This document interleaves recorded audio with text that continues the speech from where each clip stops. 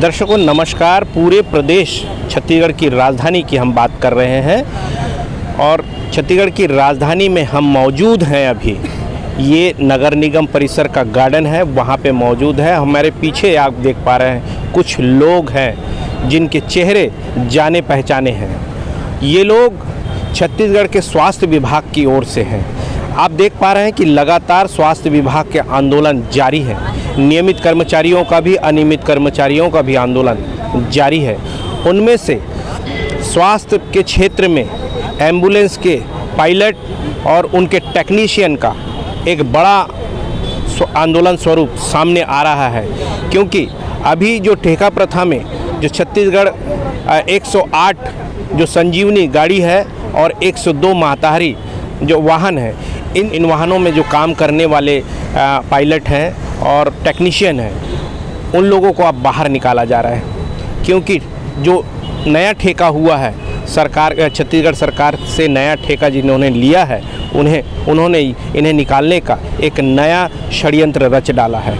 यानी अब जिस प्रकार साल से ये काम कर रहे थे, 15 साल पहले इनकी भर्ती हुई थी, उस शासन ने जिस प्रकार से इसके पहले कोई मापदंड नहीं आका था, परंतु नए ठेके के बाद ठेकेदार जो है नया आंकड़ा तैयार कर रहे हैं। इनकी भर्ती को लेकर के नए नियम निकाल रहे हैं और पुराने लोगों को इस कार्य से वंचित कर रहे हैं। ये लोग आक्रोशित होकर के कंपनी के खिलाफ और सरकार के खिलाफ हल्ला बोलते नज़र आ रहे हैं। तो क्या कुछ मामला है, अब हम जानने की कोशिश करते हैं। आइए तो आप बताएं कि आप लोग जो इस प्रकार से जो आंदोलन कर रहे हैं, सरकार के खिलाफ भी आंदोलन कर रहे हो, ठेका प्रथा के भी विरुद्ध आंदोलन कर रहे हैं, तो किस प्रकार? जी, निश्चित तौर पे ये कहीं न कहीं 2018 में माननीय भूपेश बघेल जी हमारे 108 102 की मंच पे आके उन्होंने वादा किया था कि हमार सरकार आई तो 108 102 सेवा ला रेगुलर करबो और शासन ले तुम अल्लाह पैसा ला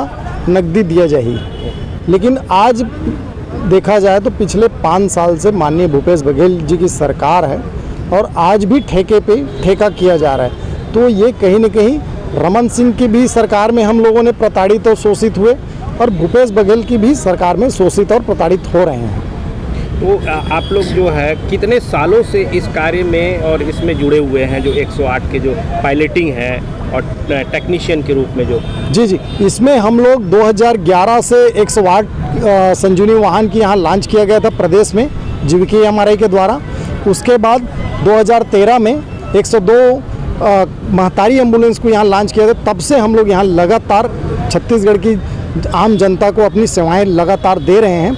आज स्थिति ऐसा है कि कंपनी चेंज हो रहा है, वहाँ कर्मचारियों को भी 10 साल 5 साल 7 साल काम करने वाले कर्मचारियों को भी नहीं रखा जा रहा है। आज उसी परिदृश्य में देखा जाए तो 102 जो कंपनी कैम कंपनी को टेंडर मिला है, तो आज कैम कंपनी के द्वारा 1500 जो कर्मचारी हैं 102 के ईएमटी और पायलट, उन सभी को नहीं रखा जा रहा है। और भर्ती के नाम पे छत्तीसगढ़ के आम बेरोजगारों से 30 से 50 हज़ार का अवैध उगाही किया जा रहा है नकदी में। इसका क्या सबूत है आप लोगों के पास? जो आप ये बहुत संगीन आरोप है किसी कंपनी के ऊपर आप जो लगा रहे हैं, तो इसका क्या प्रमाण है आपके पास? जी, निश्चित तौर पे इसमें मैं बताना चाहूँगा, हमारे ही भी बहुत सारे कर्मचारी लोग गए थे।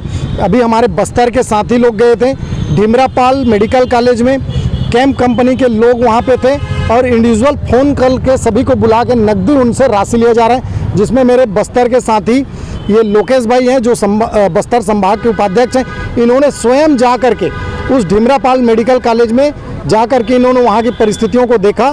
तो लोग वहाँ पे नकदी पैसा ले लेके आके वहाँ के कैम कंपनी जो कर्मचारी हैं उनको दिया जा रहा था। अच्छा, ये मेरे को बताएंगे कि आप लोग जो है अब क्या चाह रहे हैं सरकार से और किन बातों को लेकर के सरकार के खिलाफ हल्ला बोलने की कोशिश कर रहे हैं? क्योंकि चुनाव का वक्त है, सारे कर्मचारी वर्ग जो है इस प्रकार के आंदोलन करके अपनी मांगों को पूरा करना चाहते हैं। जी, इसमें मैं बताना चाहूँगा कि पिछले लंबे समय से हम लोग परेशान हैं और शोषण कंपनी के द्वारा करते जा रहे हैं, लेकिन शासन बदल गया लेकिन हमारी परिस्थितियों में कोई बदलाव नहीं आया है। तो यही परिस्थितियों को बदलने के लिए हमने लगातार इस सरकार में भी और पूर्व के रमन सिंह सरकार में भी हमने अपनी परेशानियों और समस्याओं को रखते आ रहे हैं। इस सरकार में हमने करीब 100 से 200 बार यहाँ के जो जनप्रतिनिधि है, शासन है, प्रशासन है, उनको मिल करके अपनी परेशानियों को रखते हुए फिर भी आज तक हमको उस समस्याओं का निराकरण नहीं नई हुआ। कंपनी आई है उसमें बता रहे हैं कि जो नीतियों में परिवर्तन आया जिसके कारण से आप लोग बाहर हो रहे हैं। जी। तो कौन सी नीति है कंपनी ने बनाया है जो आप लोग बाहर हो रहे हैं? हाँ, कंपनी के द्वारा जो नियम बता करके हमको नहीं रखा जा रहा है उसमें ये स्पष्ट करके बताया जा रहा है कि बीएससी नर्सिंग, मैं ये पूछना चाह रहा हूँ कि बीएससी नर्सिंग क्या आज यहाँ कोर्स लागू हुआ है? आज से 50 साल पहले बीएससी नर्सिंग चालू हुआ है। जो जिस दिन 102 यहाँ लॉन्च हुआ उसी दिन आप उसमें क्वालिफिकेशन बीएससी नर्सिंग का रखते हैं। आज हम 10 साल काम करने के बाद क्या आप बीएससी ड्राइवरों के लिए भी बीएससी नर्सिंग का जो कोर्स है उसको स्थान पे रखा नहीं गया है? नहीं, ड्राइवर लोगों के लिए उसमें हाईवे लाइसेंस का प्रावधान रखा गया है, जिसमें हमारे टेक्नीशियन के लिए जो बीएससी नर्सिंग को प्राथमिकता दिया गया है। ठीक, अपना परिचय बताएं। राजेंद्र राठौर, प्रांतीय अध्यक्ष, संजीवनी 108 102 कर्मचारी कल्याण संघ छत्तीसगढ़।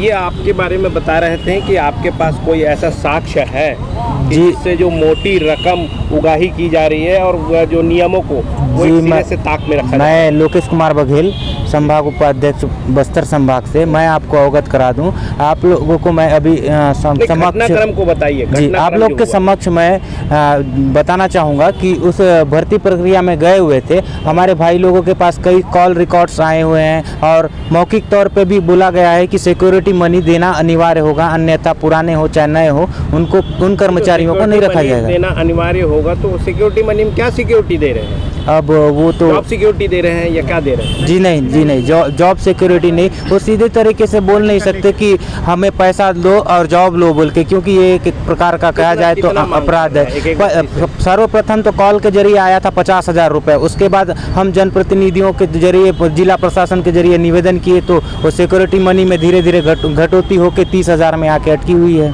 अच्छा, आप ये बताएं कि इतना बड़ा जो आरोप आप लगा रहे हैं कि कंपनी द्वारा इतना बड़ा रकम मांगा जा रहा है भर्ती के लिए, जी, तो उसके लिए आपके पास पुख्ता सबूत क्या है? साक्ष्य क्या है? पुख्ता सबूत के तौर पे कॉल रिकॉर्ड्स हैं सर। और आपके पास है कॉल हाँ, रिकॉर्ड? और जिस प्रकार से ज्वाइनिंग लेटर कुछ पायलट भाई को मिला हुआ था है ना, हाँ। उसमें भी सिक्योरिटी मनी का जिक्र किया गया है लिखित तौर पे।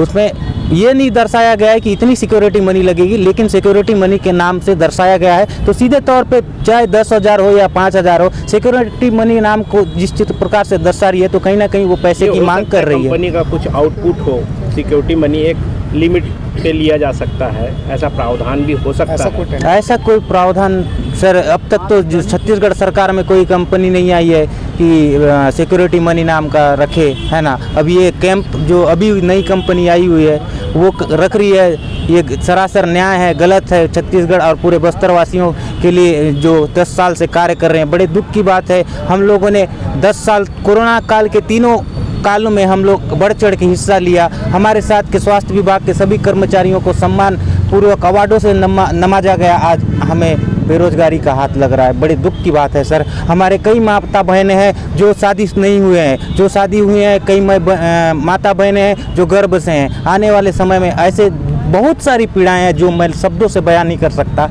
आप लोगों के समक्ष। और कई भाई हैं जो अभी बुजुर्ग उम्र हो गए हैं, जो दूसरे जगह स्थान पे कार्य करने नहीं जा सकते हैं। इस प्रकार की बहुत सारी गंभीर मामलाएं हैं सर। हम कर्मचारियों के साथ बहुत लड़ाई है, हैं। आप लोग लड़ने जा रहे हो शासन प्रशासन से। हम लोग आगे आने वाले समय में हमारे प्रांतीय अध्यक्ष के नेतृत्व में आप लोगों को विज्ञापन के जरिए अवगत करवाया गया है कि 20 तारीख तक हमारी गतिविधियों को नहीं देख के सरकार इस पे कोई हस्तक्षेप नहीं करेगी या कंपनी के लोग, तो हम आने वाले समय में उग्र आंदोलन करेंगे। अब हमारे पास अंतिम छोर पे खोने के लिए कुछ नहीं है, तो हम पाने के लिए अंतिम सांस तक लड़ेंगे, चाहे हम किसी भी हद तक जाना पड़े। क्या है, चालक हैं या फिर टेक्नीशियन? मैं टेक्नीशियन हूँ, 102 एक चीज़ माता। बताइए कि जिस प्रकार के आरोप लग रहे हैं इसमें कितनी सत्यता है और आप लोग जो है इसको लेकर के अब सरकार से क्या मांग कर रहे हैं और कंपनी से क्या मांग कर रहे हैं? सरकार से हम यही चाहते हैं कि हमारे कर्मचारियों को जो बीएससी नर्सिंग के लिए जो बोल रहे हैं वो 10 साल पहले ये बीएससी नर्सिंग के लिए बात नहीं किया गया था। अगर बीएससी नर्सिंग अगर क्वालिफिकेशन रख रहे हैं तो ये 10 साल पहले ही रखना चाहिए था। आज हमको एकाएक सडनली हमको जॉबलेस कर रहे हैं, तो ये हमारे साथ जो है गलत हो रहा है। आप क्या किए हैं? जिस प्रकार से आपकी जो नियुक्ति हुई है कि पहले तो उसमें आपने क्या क्वालिफिकेशन लेकर के? जी, उस टाइम तो जब मैं जॉब मतलब ज्वाइनिंग की थी, उस टाइम मैं लैब टेक्नीशियन थी, लैब टेक्नीशियन का कोर्स की थी। उसके बाद अभी मैं फार्मेसी कर चुकी हूँ, कंप्लीट है मेरा। आप 102 में हैं? जी, 102 महतारी वाला। जी।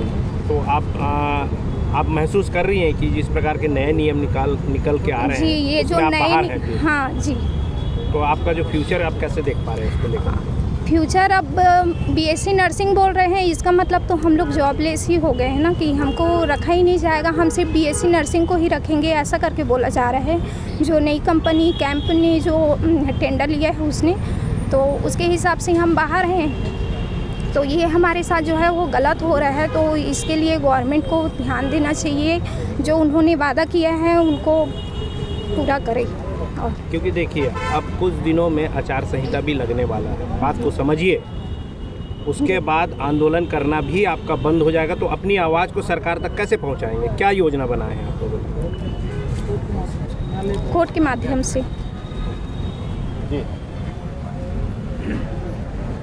जी, निश्चित तौर पे मैं बताना चाहूँगा कि अगर हमारी मांगें पूरी नहीं होती है तो आगे जिस स्थिति में हम विरोध प्रदर्शन सरकार को अपनी मांगों को मनवा सकते हैं, उस स्थिति में हम प्रदर्शन तय करना पड़ेगा। और मीडिया आपके सामने है, तो आप अपना जो विरोध प्रदर्शन करेंगे सरकार के खिलाफ, क्योंकि आचार संहिता में बहुत सारे नियम और कानून जो है वो व्यवस्थित हो जाते हैं, जिसके लिए आप आंदोलन भी नहीं कर सकते। तो कैसा करेंगे आप? देखिए, उसके लिए तो अभी फ़िलहाल तो अभी अपन प्रयास कर रहे हैं कि सरकार इसमें अब हमारी परेशानियों को संज्ञान ले और इसमें कुछ न कुछ हमारे लिए रोज़गार बनाएं और इसी में हम सबको रखें। अगर इस स्थिति में अगर नहीं होता है तो उसके लिए आगे अपन तय करेंगे कि जिस भी परिस्थितियों पे अपन आगे विरोध प्रदर्शन किया जा सके। मैं कैंप से हूँ। क्या कर रही है यहाँ पे? कैंप यहाँ पे 3 परियोजनाएं चला रहे हैं। एक मुक्तांजलि 1099, मुख्यमंत्री स्वयं स्वास्थ्य योजना,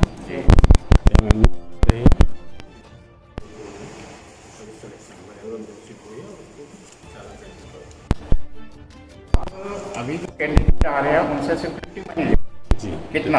30,000 रुपये ओनली ड्राइवर से। एमटी का कोई भी पोस्ट शासन ने नहीं बताया। क्या किया कि एमटी गाड़ी में नहीं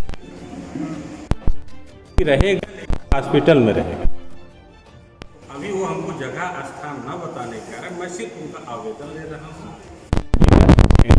रहा हूँ। जिस दिन शासन हमें पोस्ट कर देगी किस पीएससी में किस डिस्ट्रिक्ट हॉस्पिटल में कितने रहेंगे, किस तरह से रहेंगे, उनको वहाँ पे। तो आपको सिक्योरिटी मनी लेने का नौबत क्यों पड़ा पांडे? मुझे इसलिए नौबत पड़ा कि सर मैंने जो है तो मुक्तांजलि जब लॉन्च किया था उसमें जो है ड्राइवरों द्वारा यहाँ से ले जाने के बाद जो है मुक्तांजलि एक तो वो सेवा हो गई आपकी बॉडी ले जाने वाली, उसमें हमें टाइम मेंशन नहीं था कि आधा घंटा में हम दे रहे हैं कि 15 मिनट में दे रहे हैं कि 20 मिनट में हम गाड़ी उपलब्ध करवा रहे हैं। उसमें ड्राइवरों के लिए जो है तो कोई वो नहीं था कि चलो भाई काम कर रहे हैं और काम करते रहेंगे।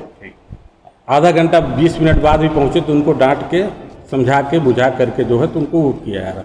लेकिन क्योंकि ये एम्बुलेंस नेशनल सेवा है, इसमें इम्पॉर्टेंट सेवा है, इसको अगर हमने किसी ने अगर कॉल किया और 102 का कॉल जाने के बाद ड्राइवर ये बोल दिया या कि दारू पी करके सोया हुआ है घर में, या कि वहाँ जाने में असमर्थ है, या कि ये बोल दिया कि हवा नहीं है, कि फ्यूल नहीं है, कि कुछ नहीं है, इस कारण से मैं नहीं जा पाया, इसके एवज में मैंने और गाड़ी की सुरक्षा के लिए तो मुक्तांजलि में क्या हुआ था कि हमारा साइलेंसर चोरी गया था। हमारे बनने गवर्नमेंट की गाड़ियों का जो मुझे हैंड ओवर दी गई थी उन गाड़ियों का भी साइलेंसर चोरी चला गया था, स्टेपनी किसी के गायब था, किसी का टूल किट गायब था। इस तरह से जब वारदात ड्राइवरों को जो हुआ उस रूप में मैंने सिक्योरिटी राशि के रूप में 30,000 रुपये जमा कराया, क्योंकि जाते ही वक्त यहाँ से जो है तो कटघोरा गए, कटघोरा के ढाबा में खाना खाए, रात को पी करके सो गए, सुबह उसमें स्टेपनी गायब है। ये जिम्मेदारी ड्राइवरों को होती जब हैंड ओवर होता है, तो वो तो गैर जिम्मेदाराना काम हो गया। नहीं, गैर जिम्मेदाराना काम है ना, तो उस पर क्या एक्शन? नहीं, एक्शन यही लिया गया कि उनके ऊपर अगर कोई कार्रवाई की जाती है तो संबंधित नेताओं, अधिकारियों या किसी का फ़ोन या कि वो बोल देते कि साहब मुझे जो करना हो जेल भिजवा दो, कुछ भी करवा दो, मेरे पास नहीं है। मैंने ऐसा नहीं किया। तो आप कह रहे हैं कि नेताओं का प्रेशर है आप? नहीं, नेताओं का नहीं, बात बता रहा हूँ। नहीं, बात क्या, आप नेताओं का नाम नहीं, प्रेशर नहीं बता रहे हैं कि किसी ने निम्नानुसार एक आम व्यक्ति, पांडे जी आपकी व्यक्तिगत घर में भी अगर चोरी होती है हाँ। तो कानून के तहत संवैधानिक तौर पे आपको FIR कराना है। FIR क्यों नहीं कराया? नहीं, FIR मैंने दर्ज करवाया विभाग में, जहाँ जिस सीमचों के अंदर। FIR विभाग में थोड़ी, वहाँ शिकायत नहीं, शिकायत विभाग में भी मैंने शिकायत की लिखित रूप से, ठीक है। संबंधित थाने में मैंने FIR दर्ज करवाया। आज तक चोरों को कुछ पता नहीं चला। FIR कराया है आप? कराया है। कहाँ कहाँ, कुछ नाम बताइए। ये वहाँ का सूरजपुर का है, जसपुर लोकेशन का है और बलरामपुर लोकेशन का है। इस तरह से जब वारदात हुई है, जब मुझे पता चला है। ये कब की घटना है? ये है कुछ फरवरी में हुई है, 2023 की है, 2020 की है।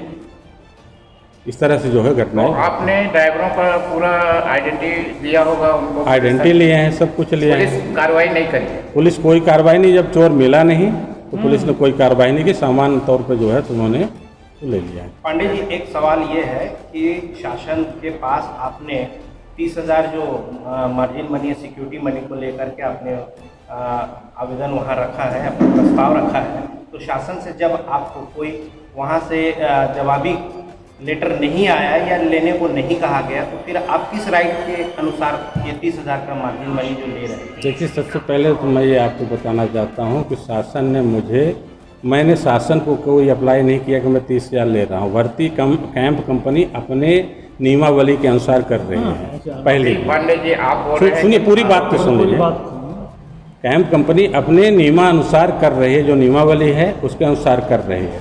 इन पूर्व घटनाओं को देखते हुए जब मैंने सिक्योरिटी राशि 30,000 रुपये रखी, तो कुछ पुराने ड्राइवर, कुछ जो इस तरह के ड्राइवर जो है तो हड़ताल में आए, शासन को पत्र लिखे, माननीय मंत्री महोदय जी के यहाँ गए, माननीय विधायक जी के यहाँ गए, इस तरह से पेपर में न्यूज़ निकलवाया, प्रकाशित करवाया, और उसमें ये कहा गया है कि जो है तो मुझे नहीं रखा जा रहा है। मैं पुराने कर्मचारी हूँ, मैं EMT का 10 साल का ट्रेनिंग लिया हूँ, इन्होंने 20 है वो लिख दिया है, BSc नर्सिंग लिख दिया है, मुझे नहीं रखा जा रहा। तो मैंने, शासन ने मेरे से जवाब सवाल पूछा कि भाई ये न्यूज़ क्यों आ रही है, कैसे आ रही, मेरे पास भी यहाँ पर शिकायत आई हुई है, आप इसका स्पष्टीकरण बताइए।